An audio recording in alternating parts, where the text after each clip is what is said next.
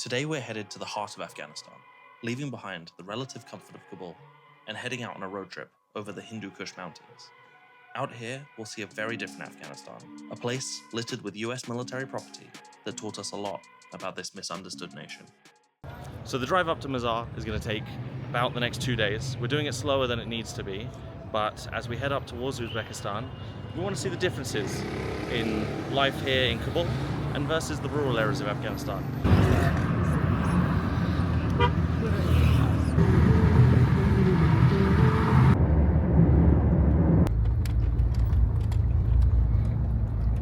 I feel a little bit bad at this point. I mean, the tea culture here is so strong and everyone is very kind. You know, that perception that Afghanistan and Afghan people are going to be hostile to outsiders, especially from the UK or US, is nonsense. Everybody's offering us to come in for tea and to enjoy their hospitality. But to be honest with you, at this point in the trip, especially after Pakistan, I'm pretty keen to just get moving. So, you know, it's lovely to experience the hospitality, but becomes a little bit much at a certain point.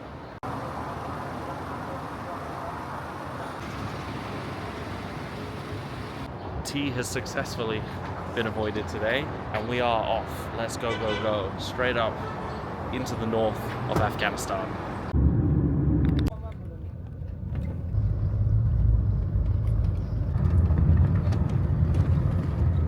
So, we are a few hours in at this point. We have been steadily climbing into the mountains on some fairly shaky roads. We've had an unsuccessful attempt at acquiring a selfie with the Taliban. But other than that, steady and solid progress.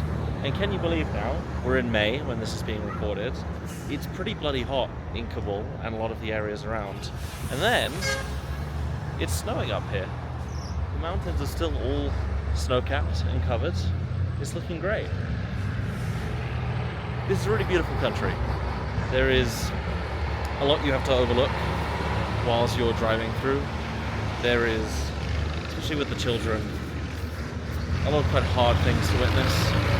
But at the core of it, the land itself, it's a very beautiful country.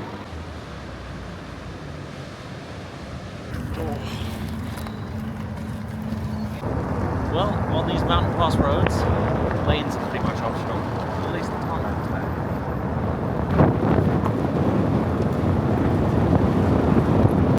today. Alright, stop number 2 in the mountains, and we are beginning to see property of the US Army. Smile! Not your country! Alright, so we're in another beautiful mountain pass. This time we have US property, oil tankers, probably why the US property is here, and also a cool market. So let's check it out. What's that?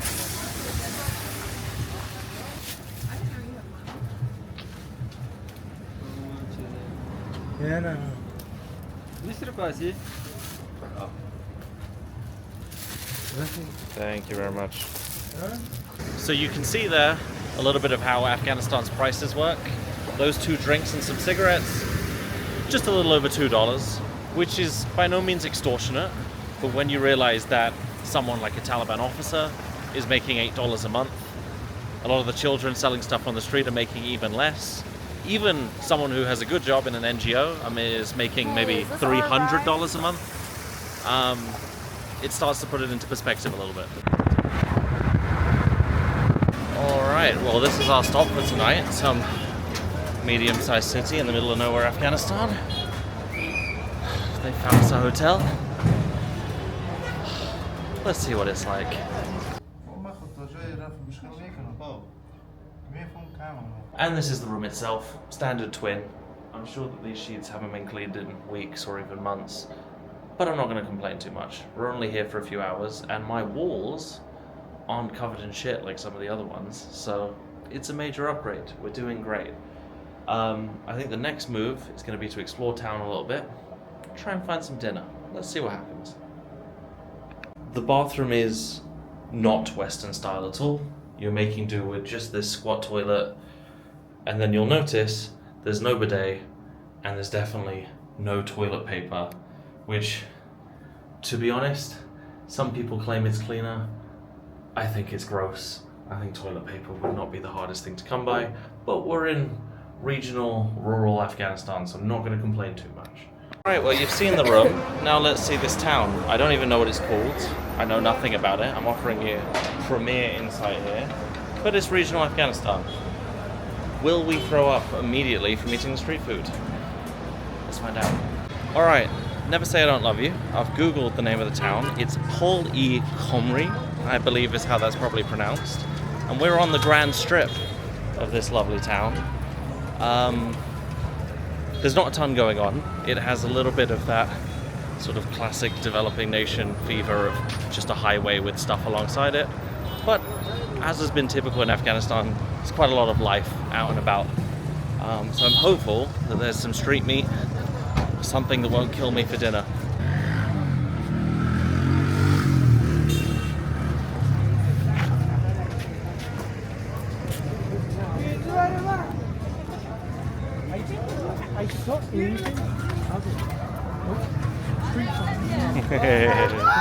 Fight. I'm from Afghanistan.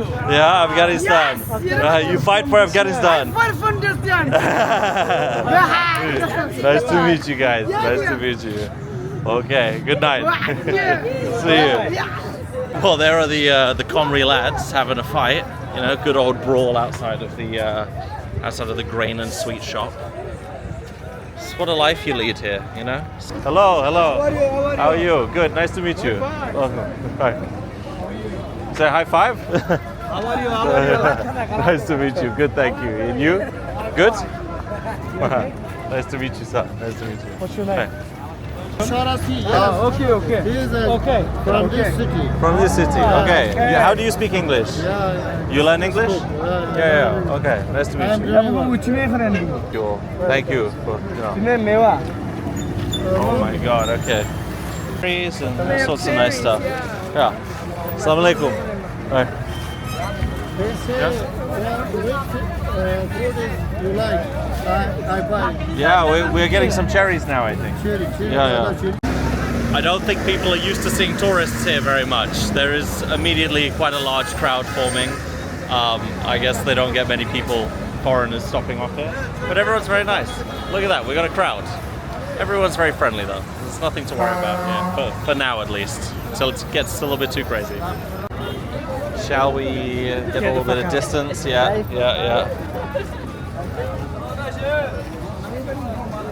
Okay, there's a crowd following us. This is mildly concerning. This feels like the beginning of something that gets out of hand. We'll see. Everyone's friendly, but you don't really want a stampede following you at any point. We'll find a restaurant to dive into. I think that's the best idea. Probably should have seen this coming, really. Again, you have that combination of incredible hospitality and also a place where there are no foreigners. So, yeah, it's always going to happen. Oh, wow. Okay, there's about 30 people back there. But it's all good. Hello. It's okay, table for 4? Just one of these? Okay, so the best way to avoid potential stampede was just to run into a pizza restaurant. The people in here are very helpful, but don't speak any English, so we'll figure it out. But, you know, what did you say, sweet fruit pizza? I think that sounds like the perfect end to a long day, if you ask me. Alright, takeaway pizzas have been acquired. It is time to run home and not create a fuss. Let's go. The US military MRE pizza in middle of nowhere Afghanistan. Could be worse. It's fine. It's not gonna make me sick. There's no cockroaches around. I'm a happy guy. Life's good. Life's good. That's good. Until tomorrow. It's 6:45. I've got about 15 minutes to get out of here before we head off and do another 5 hours of driving today. Ugh.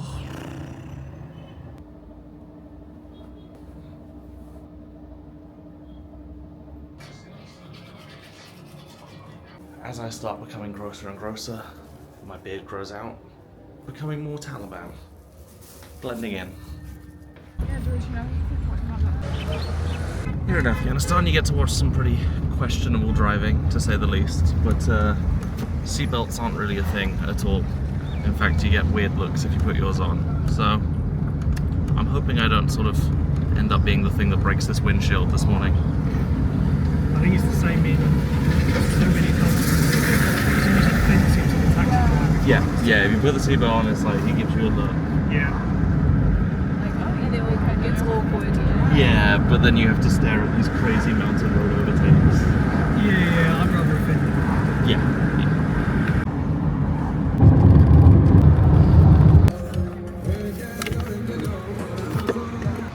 It's a long drive. I can see why people choose to fly. But you do get some pretty impressive views. This is quite something.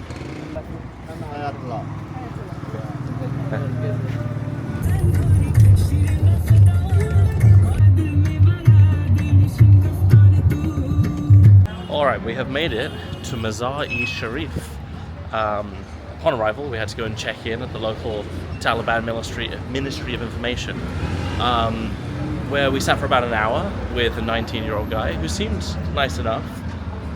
Spoke the smallest bit of English. He said he'd done a course a few years ago.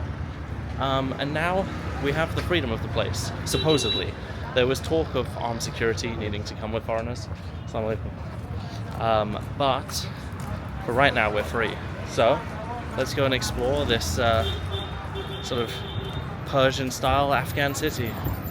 Turns out the owner of our hotel is an Essex boy. So he lived in the UK for most of his life, and then after the fall of the Republic regime here, he decided to move back.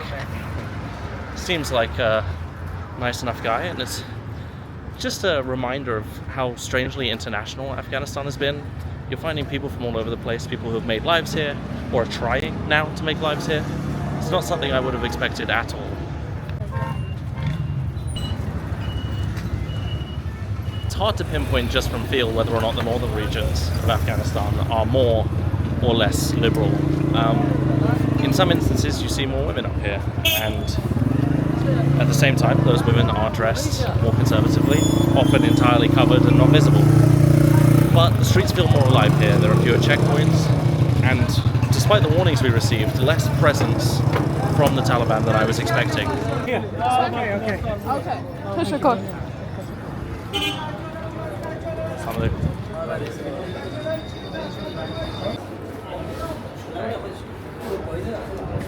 Foreign woman removes her hijab in the middle of the world's most dangerous country. So, we've had some of those tally boys come in and deliver the news to us that legally chess, not good, immoral, bad, and so I can't do this. You sat right there. So the number one thing that people come to Afghanistan for is the chess tournaments. So that was what we were excited to do, but I don't remember either. Give it to Matt. He's a pro. Chess, Afghanistan, banned. Agree? Да, блять. Like I said. Thanks for watching, bye. There's a lot of talk about how dangerous Afghanistan is as a country, and you know, on this channel I'm aiming to bring you the cutting edge insights. And with that, I'll tell you, what they don't warn you about is the bloody children. The 4-year-olds are the biggest problem. We just, on the way here to the Blue Mosque in the center of town, got swarmed by, probably at the height, 30 of them. They grab you, try and pull things from your pockets. They'll start slapping you. And in poor Emily's case, where she told them to stop, they thought, well, now we're going to mock you for the next 20 minutes. So we got to hear Afghan children's best American accents. Okay, so we're inside the Blue Mosque area in Mazar-i-Sharif. Foreigners here pay a $5 ticket to get in, and we thought that you were not allowed into any of the internal areas, but this courtyard is fine, both for men and women. It is a remarkably peaceful little area. You have only a smattering of people, some of the children are still here, but the biggest group is a group of men, of course, over in the shade there. Hello. Salam. Assalamu alaikum. Alright, it is bloody hot out here, and whilst the Talib look was quite endearing for a while, I think the hair needs a cut. So, we found a cute little barber shop. Huh? Someone's got more money than sense. England, London. And you from Mazar-i-Sharif? Yeah. Oh, nice. You go to Cambodia, Kabul, Mazar-i-Sharif. In a car, yes. I have been told that my beard is actually long and luscious enough for a government position here, so sacking off the content thing, I think I found a better career path. Yeah, I mean, why would you do that Yeah. if you could work in the government here?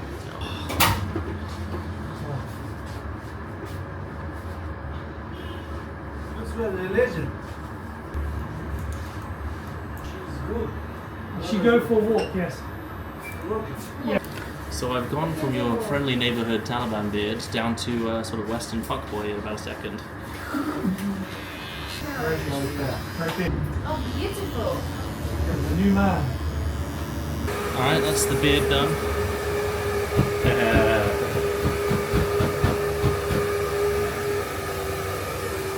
So in here they actually also have face masks, which I don't know about you, but I wouldn't necessarily expect in an Afghan barber to be doing sort of Korean style skincare. But here we are.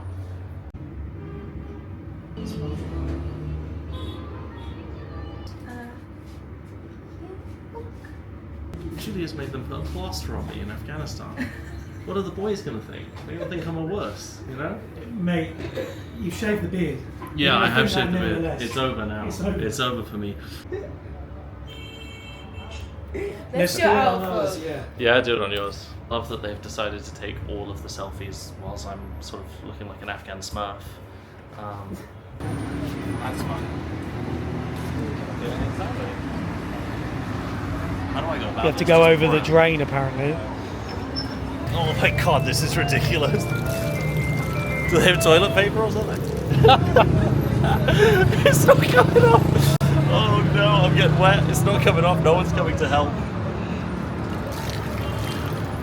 Guys, I'm looking like a fucking dying smurf on the streets of Afghanistan right now. I mean, my face is genuinely making the children cry right now. Papa, Mama! Oh, the farang is blue. This is the worst thing an Englishman's done in Afghanistan since the 2010s.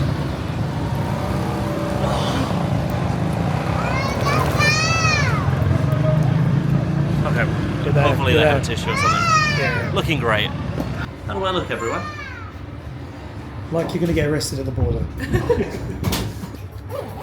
310. It's okay? Thank you. Thank you very much. Appreciate you so much. Thank you. Goodbye, everyone. Goodbye. Goodbye. Pleasure. Thank you. All right, I'm looking good. I'm feeling good. The air is touching my face. I feel like a new man. However, my prospects as a government employee for the Taliban are zero now. Apparently, I couldn't even be a firefighter at the airport. Anything connected to the state, you gotta have the beard. He looks completely different. Completely different. What? Different face. Who are you? Oh my god. Hi. I don't like it. You don't like it? No, I love it, but it makes me uncomfortable because who are you? I can see too much of the face. He's actually good looking though. Yeah. Aw, I thanks, had no guys. idea.